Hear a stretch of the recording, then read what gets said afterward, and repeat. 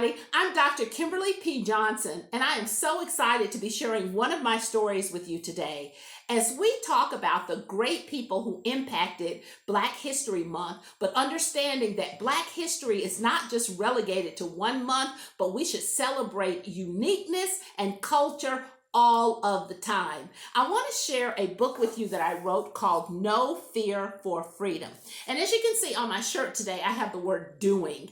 And that's a powerful word because the Friendship Nine weren't just about talking about how important it was to have equity and balance in the community and ultimately the world, but they were also talking about taking action. And a lot of people sometimes talk about things, but are they really doing? And we have to ask ourselves, what are we doing in our community to make a difference? What are we doing in our nation to make a difference? What are we doing in the world to make a difference? So it is all about doing something. And the Friendship Nine really did create change. So please allow me to share a few minutes with you in this incredible story, No Fear for Freedom, the story of the Friendship Nine, written by Kimberly P. Johnson and illustrated by Vanessa Thompson.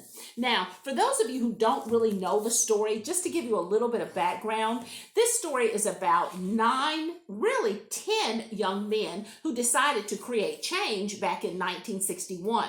One of the members, Charles Taylor, decided to go back to school because he was on an athletic scholarship and he had come all the way down from New Jersey and he wanted to be able to get that education because he knew that he could ultimately do more things after he got his education. So he went back to school to finish up his degree, but the other men who remained out there were known as the Friendship Nine because they were at Friendship Junior College, and there were 9 men who did the sit-in. Now, let me also say that even though this story is about the 9 men, there were also women and young girls who helped create change, and they were known throughout the community in Rock Hill as the City Girls. And even though they didn't do the sit-in or the jail-in, they really did a lot of work in the community, making sure that there were signs posted, making sure that they had meetings that were peaceful, and really tried to move the civil rights movement so that we could find more equity and balance in the community. So a lot of people came together to create this change. They were doing things to make things happen.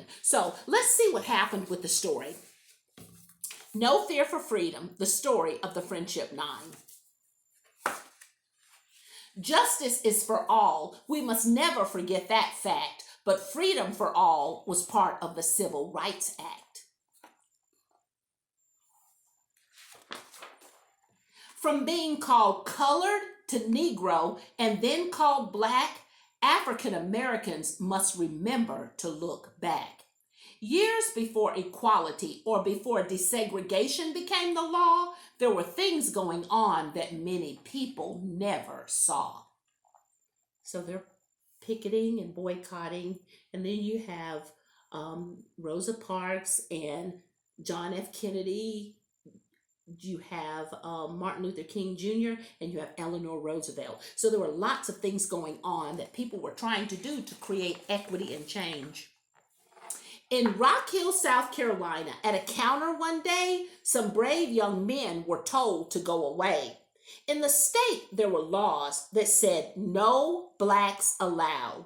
But the men loved their skin color. In fact, they were proud. Though the way of living then kept the black people from the white, the 10 educated young men refused to ever start a fight. So we need to definitely understand the Friendship Nine were about peaceful protests. When the demonstrators walked in, they entered with peace, but emotions were high and there were a lot of police.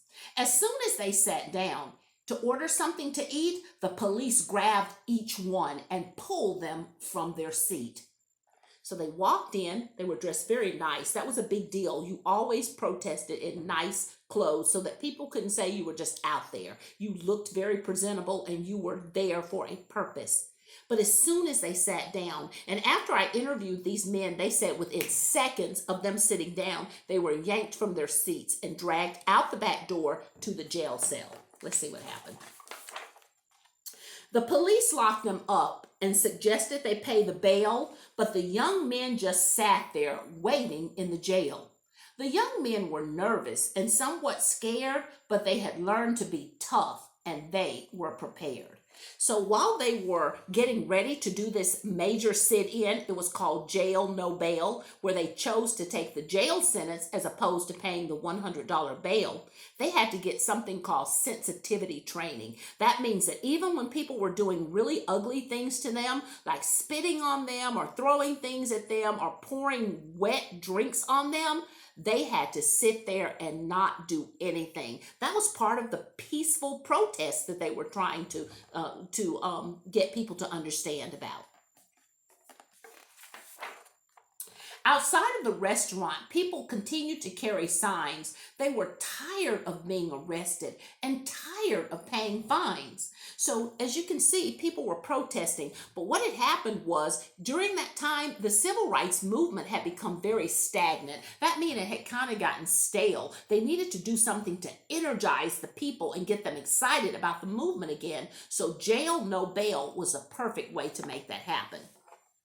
The very next morning, the young men were taken into court. Their lawyers were determined to offer plenty of support. The dynamic lawyers spoke of the injustice and the shame. They reminded the courtroom that equal means the same. So they had some very powerful lawyers, Ernest Finney Jr. and Matthew Perry. They were great lawyers, but again, were they going to get out? Refusing to pay the fine meant these young men had taken a stand against the cruel and unfair treatments which had gotten out of hand. When they were carried off to prison, they chose not to complain. The men knew what they were doing. There's that word again. They were working on a freedom campaign. So you see, they had a strategy in mind. When they were taken off to jail, they weren't just going to go to jail. They were there because they were trying to create something more powerful than just paying the fine over and over. The men reached the prison, a cruel and violent place, but the look or thought of fear didn't appear on their face.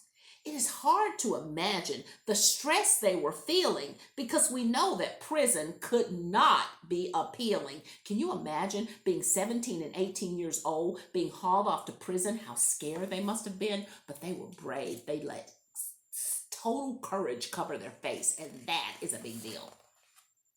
During this time of injustice, everyone wasn't nice, and in order to have freedom, going to prison was the price. Shoveling dirt from place to place and the threat of being beat, tired bodies, worn out hands, standing for hours on their feet. When I talked to the gentleman and interviewed them, they said when they were taken off to prison, they were given tasks like moving tons of bricks and rock from one side of the prison all the way over to the other side of the prison for no reason at all. They were just made to do this. And then once they got everything moved to the other side, the guard said, okay, now move it back. So they spent all day moving lots of bricks and rocks and dirt from one side of the prison yard to the other side. Just cruel things to really try to get them upset. But they didn't get upset. They hung in there. They were determined to be peaceful. Inside their open bay cell, the walls and the floors were cold. The men knew the way to survive was to just do what they were told. These men felt sad. Their time in prison seemed too long. They wanted their freedom. They had done nothing wrong. But as you can see, you see how they're in the prison, in this cell? Even though they were in the cell, remember, they were still college students, so they were doing their homework, even in prison. Can you imagine being in prison and still doing your homework, getting everything done? But they were determined to be successful. So even in prison, they did their homework. One of the young protesters left the prison in just a few days, but he continued to help out in so many ways. And that was Charles Taylor. And remember, I told you he was at the college on a football scholarship, and he wanted to be able to finish his degree because back then it was really tough getting money. So he knew that if he could finish his degree, he could help out in other ways, and that's exactly what he did. For the determined protesters, prison shamed them beyond belief, and counting down the days offered very little relief. The hopeful young men helped the movement take a turn. More people began to sit in jail, and more people showed concern. So now the word was getting out. Hey, you heard about these guys? They're doing something that's incredible. They're doing something that's incredible. They're creating movement in the civil rights movement. So people started reading about them and hearing about them, so the word started getting out. The people around the country began to spread the word. They're called the Friendship Nine. Have any of you heard? People everywhere continued to raise their voice, just like the Friendship Nine. Freedom was their choice. So people were celebrating all over because these men had done something that was creating change, and it was creating lots of freedom and choice for other people that weren't even in the city that they lived in. In other words, they were doing something and causing others to do something too. The choice to walk along the street or shop at any stores, the choice to travel anywhere and enter through front doors. The Friendship Nine believed that if they took a bolder stand, more people would be eager to lend a helping hand. This unselfish group of young men planted a seed in the hearts of many, and the joy of bringing people together didn't cost them one penny. So they didn't pay that $100 fine, but they created more change than $100 could ever create in the world. And as you see, people started standing up and saying, you know what, maybe it isn't right what we're doing. Maybe we do need to create a little bit of change. So the Friendship Nine were on a campaign to create change. The Friendship Nine didn't just react, nor did they want the glory. Their mission was to represent everybody's story. Robert, John, Clarence, and Dub, Willie, James, David, and Mac, students from Friendship Junior College who knew the importance of giving back. Along with Thomas, who was a freedom fighter too, these positive group of leaders knew exactly what to do. The Friendship Nine are a part of our history today, and their brave and unselfish actions helped to pave the way. And here are all the members of the Friendship Nine. And there are 1, 2, 3, 4. 4 of them have passed away. So we have 1, 2, 3, 4. Oh my goodness. Maybe there's more that have passed away. Let's see here. 1, 2, 3, 4.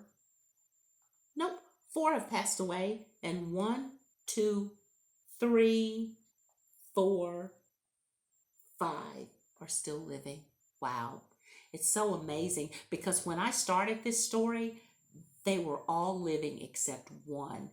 And they have passed away over the last 5 years. A lot of them have left us. So really think about the people in our communities that are powerful and that created change. And don't let them leave this earth without making sure we tell them how excited we are for what they did and what they contributed to our community. That really does matter.